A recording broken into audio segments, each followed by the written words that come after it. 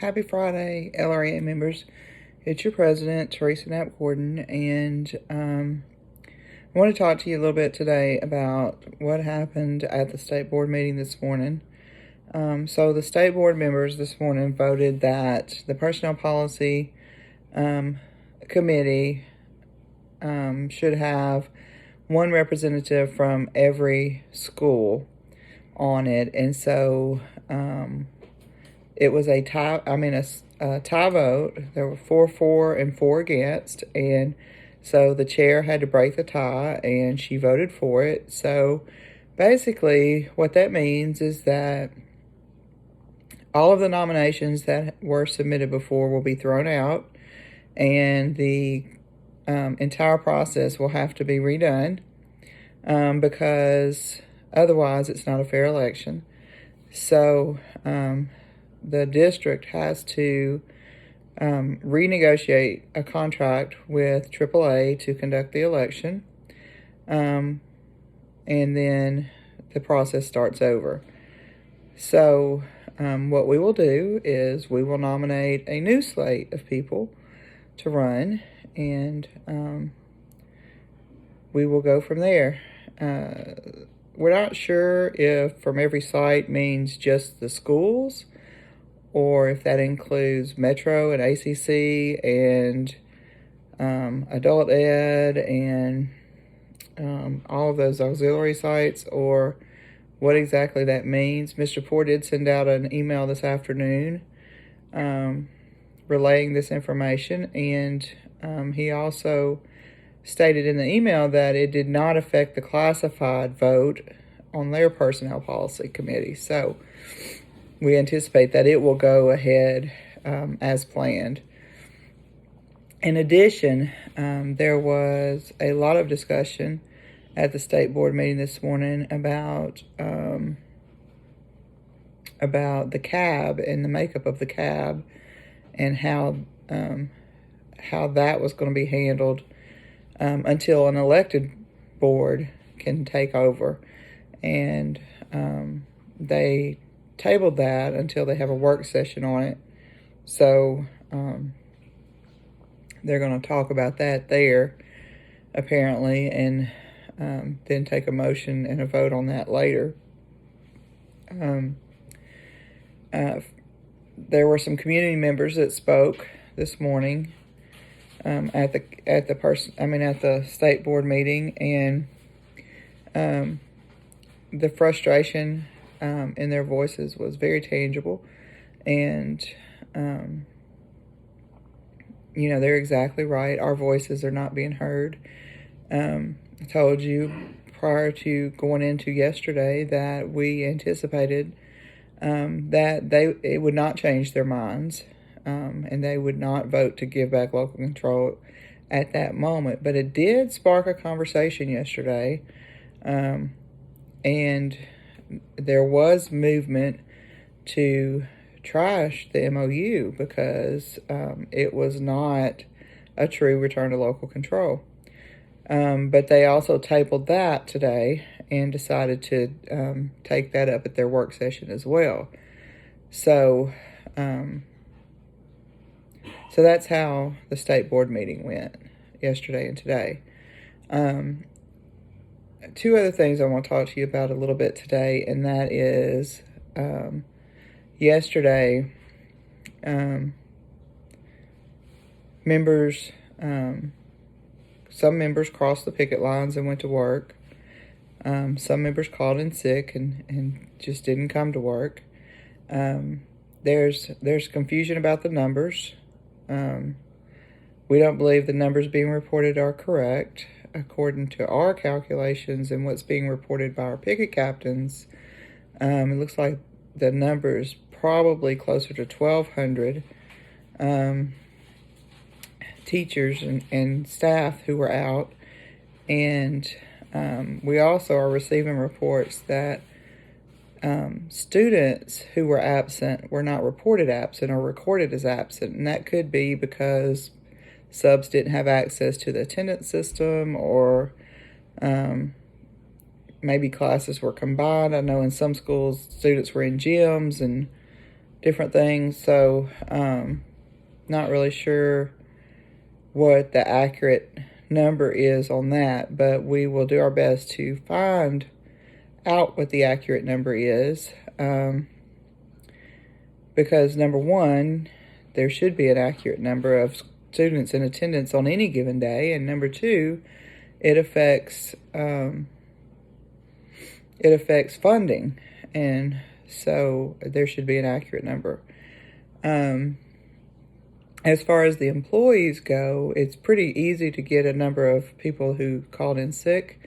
The no-call, no-shows are a little more difficult, but we should be able to find that out after payroll is run. So we have an accurate number. With all that being said, there have been reports of some issues with the way people are being treated who cross the picket line or who didn't come to work. And I just want to reiterate that that we don't condone that treatment of people. We are professionals, and we need to act like we are professionals. And I understand as a union and as union members that you consider that the ultimate treason for a member to cross the picket line. But we are educators, and we value each other, and better than calling somebody out for crossing a picket line or being ugly to them, let's have a conversation with them and let's find out what their reason was, because a lot of people live paycheck to paycheck, and maybe they couldn't take the financial hit, or maybe they were afraid to take the financial hit. Maybe they were just afraid. Maybe they didn't understand what exactly we were standing up for. There were a lot of people that were confused about that, and I fault myself to some extent for not doing a better job of getting information out to members in a manner that they could understand it. And so we have to do a better job of communicating that out and enlightening people.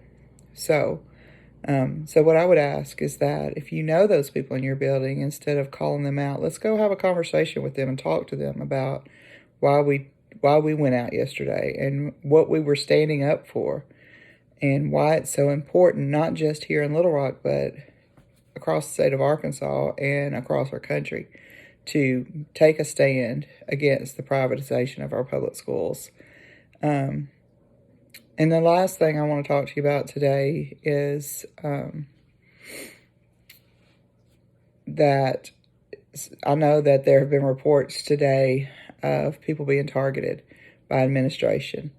We know that there were reports prior to yesterday of bullying and intimidation by school leadership and supervisors. And we're not going to tolerate that either. You are professionals, and you have the right to be treated as such. If that is happening to you, you need to call us and let us know, or email us and let us know, so that we can take care of that.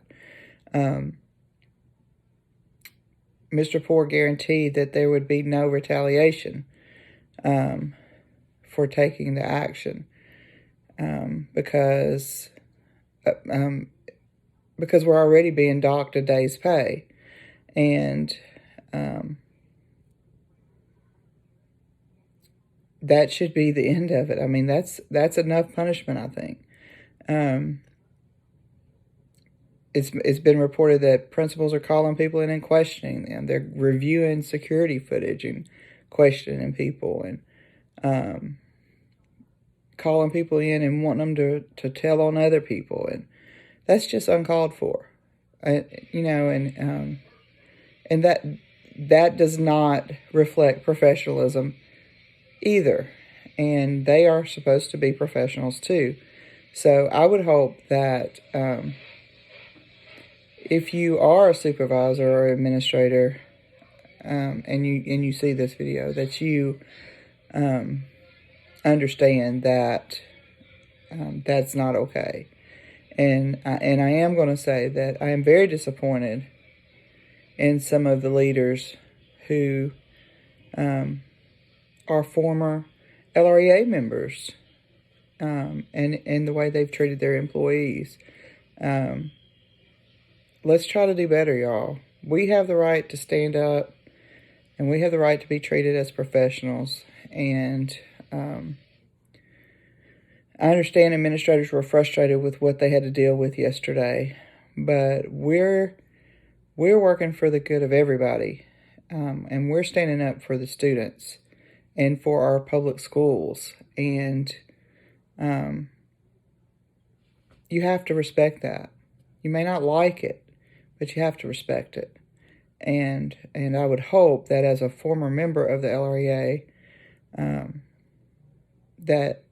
just as an educator overall, that you would conduct yourselves professionally and do a better job with this. So I thank you. I hope you have a great Friday. Get some rest this weekend, and I'll see you next week.